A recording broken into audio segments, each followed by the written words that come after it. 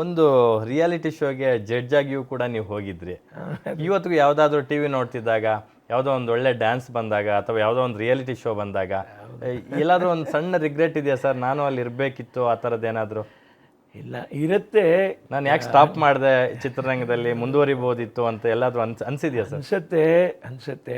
ಜವಾಬ್ದಾರಿ, ಅಮ್ಮವರ ಪರಿಸ್ಥಿತಿಗಳು, ಮನೇಲಿರುವಂಥ ಕಷ್ಟ ಸುಖಗಳು, ಇವು ನಾವೇ ಒಬ್ಬನೇ ನಾನು ನೋಡಬೇಕಾದ ಪರಿಸ್ಥಿತಿ ಬಂದ್ಬಿಡ್ತು. ಮಧ್ಯದಲ್ಲಿ ತಾಯಿಯವ್ರಿಗೆ ಹಾರ್ಟ್ ಅಟ್ಯಾಕ್ ಆಯಿತು. ಆಮೇಲೆ ಅದರಿಂದ ಒಂದು ವರ್ಷಕ್ಕೆ ಅವ್ರ ಜವಾಬ್ದಾರಿ ನನಗೆ ಕೊಟ್ಟು ನನಗೆ ಹಾರ್ಟ್ ಅಟ್ಯಾಕ್ ಆಯಿತು. ಗೊತ್ತಾಯಿತು. ಅದು 47 ವಯಸ್ಸಲ್ಲೇ ಇದೆಲ್ಲ ಆಗೋಯ್ತು ನಮಗೆ. ಅದನ್ನು ನೋಡಿಬಿಟ್ಟು ನಾನು ಬೇಡಪ್ಪ ಇದು ಸಾಕು, ನಾವು ಜವಾಬ್ದಾರಿ ತೊಗೊಂಡ್ಬಿಡೋಣ ಅಂತ. ಜವಾಬ್ದಾರಿ ತೊಗೊಂಡಿದ್ದೀನಿ, ನನಗೆ ರಿಗ್ರೆಟ್ ಇದೆ, ನಾನು ಇರಬೇಕಾಗಿತ್ತು ಅಂತ.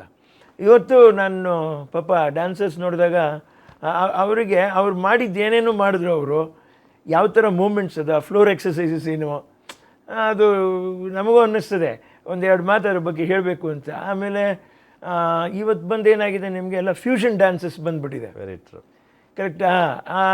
ನಾನು ತಿಳ್ಕೊಂಡವನು, ನನಗೆಲ್ಲ ಗೊತ್ತಿದೆ ಅಂತ ನಾನು ಹೇಳ್ತಾ ಇಲ್ಲ. ಅದು ಈಗ ಜೀನ್ ಕೆಲಿ ಅಂತ ಒಬ್ಬ ಡ್ಯಾನ್ಸರ್ ಇದ್ದರು. ಓಕೆ. ಆ ಜೀನ್ ಕೆಲಿ ಅನ್ನೋರು ಈ ಕೈಯೆಲ್ಲ ಹೀಗೆ ಬಿಟ್ಬಿಟ್ಟು ಜಾಕ್ಸನ್ ಹಿಂಗೆ ನೋಡ್ತಾರೆ ನೋಡ್ರಿ, ಅದೆಲ್ಲ ಬಂದು ಜೀನ್ ಕೆಲಿಯಿಂದ ಜಾಕ್ಸನ್ ಇನ್ಹೆರಿಟ್ ಮಾಡಿದ್ದು. ಆಮೇಲೆ ಅವ್ರ ಮಾವ ಎಲ್ವಿಸ್ ಪ್ರಿಸ್ಲಿ, ಅದೈತರ 3 ಸುತ್ತಾರಲ್ಲ ಅಂತ ಹೆಸರು ಮಂಡಿಲಿ ಕೂತ್ಕೋತಾರೆ, ಎಲ್ವಿಸ್ ಪ್ರಿಸ್ಲಿ ಮಾಡೋರು ಅದನ್ನ. ಸೊ ಅದರಿಂದ ಇವರು ಅದನ್ನ ಹೆಂಗಿದೆ ಸ್ಟೈಲಲ್ಲಿ ಬಂತು, ಜೀನ್ ಕೆಲಿಯಿಂದ ಬಂತು, ಆಯ್ತಾ. ಆಮೇಲೆ ನೆಕ್ಸ್ಟು ಡೆತ್ಸ್ ಡ್ಯಾನ್ಸಿಂಗ್ ಅನ್ನುವಂಥದ್ದು ಎಲ್ಲ 1942, 45, 49 ಸಿಂಗಿಂಗ್ ಇನ್ ದ ರೈನ್ ಅಂತ ಬಂತು ಸಾಂಗು. ಆ ಸಿಂಗಿಂಗ್ ಇನ್ ದ ರೈನ್ ನೀವು ನೋಡಿದಾಗ ಫ್ರೆಡ್ ಆಸ್ಟ್ರೋ ಅವ್ರು ಅಯ್ಯಪ್ಪ ಡ್ಯಾನ್ಸ್ ಮಾಡೋದು, ಆ ಟೊಪ್ಪಿ ಹಾಕೊಂಡು ಆ ಲುಕ್ಕು, ಆ ಸ್ಟೈಲ್ಸ್ ಎಲ್ಲ ಇದೆಯಲ್ಲ, ಅದಕ್ಕೆ ನಾವೇನು ಹೇಳ್ತೀವಿ, first human being more than dance learn the style ಅಂತ ಹೇಳ್ತೀವಿ. ಇವತ್ತು ದಕ್ಷಿಣ ಭಾರತ ಅಥವಾ ಭಾರತದ ಸೂಪರ್ ಸ್ಟಾರ್ ಅಂತಲೇ, ಸೂಪರ್ ಸ್ಟಾರ್ ರಜನಿಕಾಂತ್ ಅವರು, ನೀವು ನೋಡ್ರಿ, ಅವರು ಮಾತಾಡುವಾಗಲೂ ಕೂಡ ಆ ಡೈಲಾಗ್ ಮಾತಾಡುವಾಗ ಕೂಲಿನಲ್ಲಿ ಕೂಡ ಲಾಸ್ಟಲ್ಲಿ ಕೈ ಹಿಂಗೆ ಅಂದ್ಬಿಟ್ಟು ಹಿಂಗಂತಾರೆ. ಹಾಗಂದರೆ ಏನು ಅಂತಂದರೆ ನಾನು ಕತ್ತಿಸ್ಬಿಡ್ತೀನಿ. ಬಟ್ ಈ ಕೈ ಹೀಗೆ ಬಂದು ಹಿಂಗೆ ಬರುವಂಥದ್ದು ಬ್ರೂಸ್ ಲೀ ಕಲ್ಲಿ ಅರ್ಥ ನಿಮಗೆ. How he has taken it, ಇಲ್ಲಿಂದ ಇಲ್ಲಿಗೆ ನಾವೇನು ಅಭಿನಯ ಕೊಡ್ಬೋದು ಅಂತ ಆ ವ್ಯಕ್ತಿ ಯಾವ ರೀತಿ ಈ ಇಡೀ ವಯಸ್ಸು 74-75 ವಯಸ್ಸಿಗೆ ಅಲ್ವಾ, ನಾವು ಅದನ್ನು ಅಪ್ರಿಷಿಯೇಟ್ ಮಾಡಬೇಕಾಗತ್ತೆ. ಅಣ್ಣವ್ರನ್ನ ಅಪ್ರಿಷಿಯೇಟ್ ಮಾಡಬೇಕಾಗತ್ತೆ. ಮೈಕಟ್ಟನ್ನ ಹಾಗೇ ಇಟ್ಕೊಂಡ್ರು ಪಾಪ. ಇವಾಗ ಕಾಲದಿಂದ ಅದನ್ನು ಯೋಚನೆ ಮಾಡ್ಕೊಂಡು ಹೋದಾಗ ಅದು ಅನ್ನಿಸ್ತದೆ ಮನಸ್ಸಿಗೆ, ಅದೇ ಮೈಕಟ್ಟನ್ನ ನಾವು ಹೀಗೆ ಇಟ್ಕೋಬೇಕು, ಎಷ್ಟಾದರೂ ಪರವಾಗಿಲ್ಲ, ನಾನು ಕಷ್ಟಪಟ್ಟು ಹಾಡಬೇಕು ವೇದಿಕೆ ಮೇಲೆ, ಆ ಒಂದು ಹಠ. ಈ ರಿಗ್ರೆಟ್ಸು ಮನಸ್ಸಲ್ಲಿ ನಮಗೆ ಅನ್ನಿಸ್ತಿದೆ ಸರ್. ಅಮ್ಮ ಅವರು ಕೊನೆಯ ದಿನಗಳು ಸೇರಿದಂತೆ ಅಮ್ಮ ಅವರು ಹೋದ ಬಳಿಕ ಬಹುತೇಕ ಸಾವಿರಾರು ಸಂದರ್ಶನಗಳು ನಿಮ್ಮನ್ನು ಮಾಡಿಬಿಟ್ಟಿದ್ದಾರೆ. ಎಲ್ಲ ವಿಚಾರಗಳು ರಿವೀಲ್ ಆಗೋಗಿದೆ. ನಾವೇನು ಹೆಚ್ಚಿಗೆ ಮಾತಾಡುವಂಥದ್ದೇನಿಲ್ಲ. ನಾನು ಆದರೂ ಸ್ವಲ್ಪ ಟಚ್ ಮಾಡ್ತಾ ಹೋಗ್ತೀನಿ. ಇತ್ತೀಚೆಗೆ ವಿನೋದ್ ರಾಜ್ ಅವರು ಅಮ್ಮನಂತೆ, ಯಾಕಂದರೆ ಅವರೊಟ್ಟಿಗೆ ಬೆಳೆದವರು, ಅವರೊಟ್ಟಿಗೆ ಇದ್ದವರು, ಅವರ ಆಶಯಗಳನ್ನು ನೆಕ್ಸ್ಟ್ ಲೆವೆಲ್ಗೆ ತಗೊಂಡು ಹೋಗ್ತಾ ಇರ್ತಕ್ಕಂಥವ್ರು, ಅವರ ಕನಸುಗಳನ್ನು ನನಸು ಮಾಡ್ತಾ ಇರ್ತಕ್ಕಂಥವ್ರು ನೀವು. ಆ ನಿಟ್ಟಿನಲ್ಲಿ ಇವತ್ತಿಗೂ ಅದೇ ಸಾಮಾಜಿಕ ಕಾರ್ಯಗಳಲ್ಲಿ ತೊಡಗಿಸ್ಕೊಂಡಿದ್ದೀರಾ. ಬಹುಶಃ ಅಲ್ಲಿನ ಜನಪ್ರತಿನಿಧಿಗಳೇ ಅದರ ಬಗ್ಗೆ ತಲೆ ಕೆಡಿಸ್ಕೊಂತಾರೋ ಇಲ್ಲ ಗೊತ್ತಿಲ್ಲ. ಬಟ್ ವಿನೋದ್ ರಾಜ್ ಅವರಂತೂ ಕಷ್ಟ ಅಂದಾಗ ಅಥವಾ ಏನೋ ಒಂದು ಸಮಸ್ಯೆ ಇದೆ ಅಂತಂದಾಗ ಆ ಊರಿನ ಸುತ್ತಮುತ್ತಲು ಜನಕ್ಕೆ ಫಸ್ಟ್ ಸಹಾಯ ಚಾಚೋದೆ ವಿನೋದ್ ರಾಜ್ ಅವರು. ಇದನ್ನೆಲ್ಲ ನೋಡ್ತಿದ್ರೆ ಎಲ್ಲೋ ಒಂದು ಕಡೆ ವಿನೋದ್ ರಾಜ್ ಅವರು ಭವಿಷ್ಯದಲ್ಲಿ ಪಾಲಿಟಿಕ್ಸ್ಗೆ ಬರ್ತಾರಾ ಅಂತಕ್ಕಂಥ ಒಂದು ಪ್ರಶ್ನೆ ಕೂಡ ಮೂಡುತ್ತೆ. ಅಲ್ಲಿನ ಜನ ಕೇಳಿಲ್ವಾ ಸರ್, ನೀವು ಎಲೆಕ್ಷನ್ ವೋಟ್ ಹಾಕಿ ಗೆಲ್ಲಿಸ್ತೀವಿ ಅಂತ? ಎಷ್ಟೋ ಹೇಳಿದ್ದಾರೆ ನನಗೆ. ಇಲ್ಲ, ಅದು ಇಲ್ದಿರನೇ ನಾವು ಒಳ್ಳೇದು ಮಾಡ್ಬೋದು, ಅದು ಇಲ್ದಿರನೇ ನಾವು ಒಳ್ಳೇದು ಮಾಡ್ಬೋದು. ಸರ್ಕಾರ, ಕೇಂದ್ರ ಸರ್ಕಾರ, ಆಮೇಲೆ ರಿಸರ್ವ್ ಬ್ಯಾಂಕ್ ಆಫ್ ಇಂಡಿಯಾ ಸುಮಾರು ಪಾಲಿಸೀಸ್ ತಂದಿದೆ. ಅದರೊಳಗಡೆ ನಾವು ಹಾಕ್ಕೊಂಡು ಇವತ್ತು ನಮಗಾಗಲೇ ಒಂದು 5 ವರ್ಷ ಬಿಟ್ಟು ಕೂಡ ನಾವು ಈ ದೇಶದಲ್ಲಿ ಯಾವತ್ತೂ ಬಡತನ ಬಂದು ಅಷ್ಟು ಬೇಗ ಕಮ್ಮಿ ಮಾಡೋಕ್ಕಾಗಲ್ಲ. ಓಕೆ.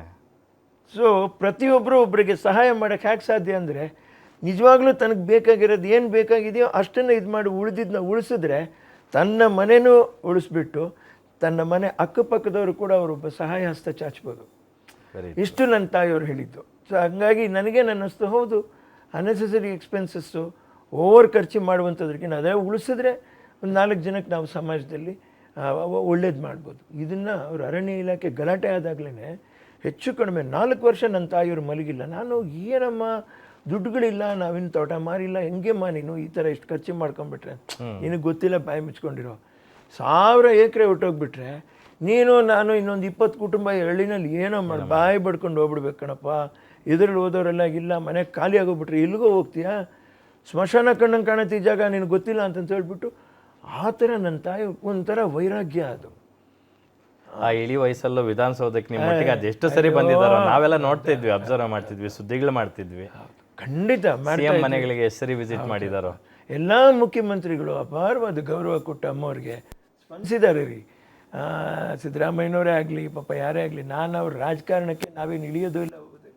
ಬಟ್ ಅವ್ರು ಮಾಡಿರುವಂಥ ಒಳ್ಳೆ ಕೆಲಸ ನಾವು ಇಲ್ಲ ಅಂತ ನಾವು ಹೇಳ್ಬಿಟ್ಟು ನಾವು ವಾದಿಸುವಂಥ ನಮ್ಮ ಭಾವನೆ ನಮ್ಮಲ್ಲಿಲ್ಲ. ಈ ಅರಣ್ಯ ಇಲಾಖೆ ವಿಷಯದಲ್ಲಿ ಮುಖ್ಯಮಂತ್ರಿಗಳಾಗಿರುವಂಥ ಸಿದ್ದರಾಮಯ್ಯನವರು, ಆಮೇಲೆ DB ಜಯಚಂದ್ರರವರು, ಆಮೇಲೆ ದಿವಂಗತ ಶ್ರೀನಿವಾಸ್ ಪ್ರಸಾದ್ ಅವರವರು, ಆಮೇಲೆ ಆವಾಗಿನ ಅರಣ್ಯ ಮಂತ್ರಿ ರಮಾನಾಥ್ ರೈ ಅವರು, ಇವರು ಇಷ್ಟು ಜನರು ಕೂತ್ಕೊಂಡು ಒಂದು ಚರ್ಚನೆ ಮಾಡ್ಬಿಟ್ಟು DFOನ ಕರೆಸ್ಬಿಟ್ಟು CCFನ ಕರೆಸ್ಬಿಟ್ಟು ಕೂರಿಸ್ಕೊಂಡು ಮಾತಾಡ್ಸಿದ್ರು ಅವರು. ಮಾತಾಡ್ಸಿ ಕಾನೂನುಬದ್ಧವಾಗಿ ಅದನ್ನು ಮಾತಾಡಿ ಕರೆಕ್ಟಾಗಿ ನಾನು ಪ್ರತಿ ಟೈಮ್ ಅದನ್ನ ಹೇಳ್ತಾನೆ ಇರ್ತೀನಿ. ಯಾಕಂದರೆ ನಿರಂತರವಾಗಿ ರೈತರಿಗೆ ಒಂದು ಹಕ್ಕು ಚೀಟಿನ ನೀವು ಕೊಟ್ಬಿಟ್ಟು ಬಿಟ್ಬಿಡ್ರಿ ಅವ್ರನ್ನ. ಮತ್ತೆ ಹೋಗಿ JCB ತೊಗೊಂಡೋಗಿ ಅಲ್ಲಿ ಹಳ್ಳ ತೋಡೋದು, ಹಿಂಸೆ ಕೊಡೋದು, ಅವ್ರು ಬೆಳೆದಿರೋ ಬೆಳೆನೆಲ್ಲ ಕೊಯ್ದಾಕೋದು. ಒಂದು ಕಡೆ ನೀವು ಪ್ರಕೃತಿನ ಸಂರಕ್ಷಣೆ ಮಾಡಬೇಕು ಅಂತ ಹೇಳ್ತೀರಾ, ಇನ್ನೊಂದು ಕಡೆ ಅದನ್ನು ನೀವೇ ಕೊಯ್ದಾಕ್ಬಿಡ್ತಾ ಇವರು ಒತ್ತುವರಿ ಮಾಡಿದ್ದಾರೆ ಅಂತ. ಒತ್ತುವರಿಗೆ ಕೂಡ ಕಾನೂನಿದೆ. ಇವಾಗ 5 ಎಕರೆವರೆಗೆ ಬಂದಿದೆಯಾ ಏನೋ ನನಗೆ ಗೊತ್ತಿಲ್ಲ ಅದು ಸರಿಯಾಗಿ. ಆವತ್ತಿಗೆ 3 ಎಕರೆ ಒಳಪಟ್ಟಿರುವಂಥವ್ರನ್ನ ಯಾರನ್ನೂ ಒಕ್ಕಲೆಬ್ಬಿಸುವಾಗಿಲ್ಲ. ಅವ್ರು ಬೆಳೆದಿದ್ದ ಬೆಳೆನ ಅವ್ರು ಮಾರ್ಕೊಬೋದು. ಅದರಲ್ಲಿ ಏನು ಅವರು ಇದು ಕೇಳ್ತಾರೆ, ಸುಂಕ ಕೇಳ್ತಾರೆ, ಅದು ಕೊಟ್ಬಿಟ್ಟು ಇದು ಮಾಡಬೇಕು. ಇದು ಜೀವನ ತಲಾಂತರ ತಿನ್ಕೊ. ಈಗ ಇದನ್ನೇ ನೀವು ತಡೆದುಬಿಟ್ರೆ ಅವ್ರು ಹೇಗೆ ಜೀವನ ಮಾಡ್ತಾರೆ? ಅಷ್ಟೇ ಪಾಯಿಂಟ್ ಅದು, ಅಷ್ಟೇ. ಹೀಗೆ ನಮಗೆ ಇದು ಹಂಗೆ ಉಪಮುಖ್ಯಮಂತ್ರಿಗಳಾಗಿದ್ದ ಆವತ್ತಿಗೆ ಇಂಧನ ಸಚಿವರಾಗಿದ್ದರು DK ಶಿವಕುಮಾರ್ ಅವರು. ನಿರಂತರ ಜ್ಯೋತಿ ಬೇಕು ಅಂತ ತಕ್ಷಣನೇ ಕೊಡ್ಸಿದ್ರು. ಅಲ್ಲ, ಹೋರಾಟ, ಪ್ರತಿಯೊಂದು ಹೋರಾಟಕ್ಕೂ ಯಾವುದೋ ಒಂದು ಶಕ್ತಿ ಬೇಕಾಗುತ್ತೆ. ಅಷ್ಟು ಜನಕ್ಕೆ ಶಕ್ತಿಯಾಗಿ ನಿಂತವರು ನೀವು, ಅಮ್ಮ ಅವರು. ಸೊ ಇವತ್ತಿಗೂ ಆ ಜನ ನಿಮ್ಮನ್ನ ಸಾರ್ಥಕ ಭಾವದಿಂದಾನೇ ಕಾಣ್ತಾರೆ. ಆವತ್ತಿಗೆ 35,000 ಎಕರೆ ಇದ್ದಿದ್ದು, ಇವತ್ತದು 1-1.5 ಕೋಟಿಗೆ ಹೋಗ್ಬಿಡ್ತು ಎಕರೆ. ಸೊ ಎಲ್ಲ ರೈತರು ಖುಷಿಯಾಗಿದ್ದರೆ ಅವ್ರವ್ರ ಗಾಡಿ ತಗೊಂಡು ಓಡಾಡ್ತಾ ಇದ್ರೆ ರೀ. ಸತ್ಯವಾಗ್ಲೂ ನಮಗೆ ಸಂತೋಷ ಆಗುತ್ತೆ. ಅಂದರೆ ಅವರೆಲ್ಲ ಆಪೋಸಿಟ್ ಬಂದಾಗ ಯಾವಾಗಾದ್ರೂ ಎದುರು ಸಿಕ್ಕಿದಾಗ ನಮಸ್ಕಾರ ಅಂತೇಳಿ ಅದನ್ನ ನೆನೆಸ್ಕೊಳ್ತಾರ? ಅಯ್ಯೋ ಸಿಕ್ಕಾಬಿಟ್ಟೆ ನೆನೆಸ್ಕೊತಾರೆ, ತುಂಬ ನೆನೆಸ್ಕೊತಾರೆ.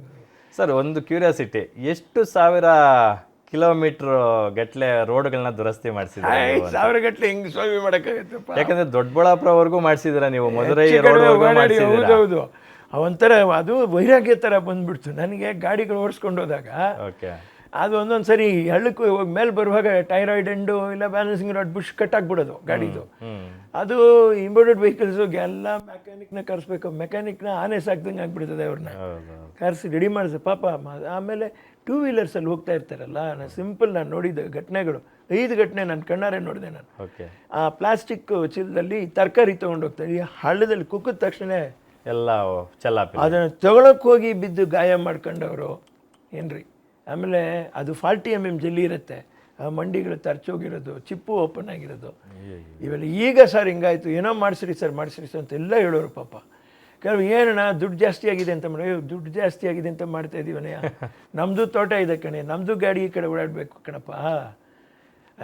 ಹೆಚ್ಚು ಕಡಿಮೆ ಕನಸವಾಡಿ ಟಚ್ಚು ಒಳಗಡೆವರೆಗೂ ನೆಲಮಂಗ್ಲದ್ದು ವರ್ಕ್ ಮಾಡಿಸಿದ್ರು. ನಮ್ಮ ಸೋಲ್ದೇವನಹಳ್ಳಿ ಚೆನ್ನಾಗಿ ಮಾಡಿಸ್ಕೊಟ್ರು. HC ಮಹದೇವಪ್ಪನವರು ಅವಾಗ ಲೋಕೋಪಯೋಗಿ ಸಚಿವರು. ರೋಡ್ ಚೆನ್ನಾಗಿ ಮಾಡಿಸೋದು, ಹಾಳಾಗಬಾರ್ದು ಅಂತ ಇರೋದ್ರಲ್ಲಿ ಟ್ಯಾಪೆ ಹಾಕಿಸಿ. ಗ್ಯಾರಂಟಿ ನ್ಯೂಸ್, ಸುದ್ದಿ ಖಚಿತ, ನ್ಯಾಯ ನಿಶ್ಚಿತ.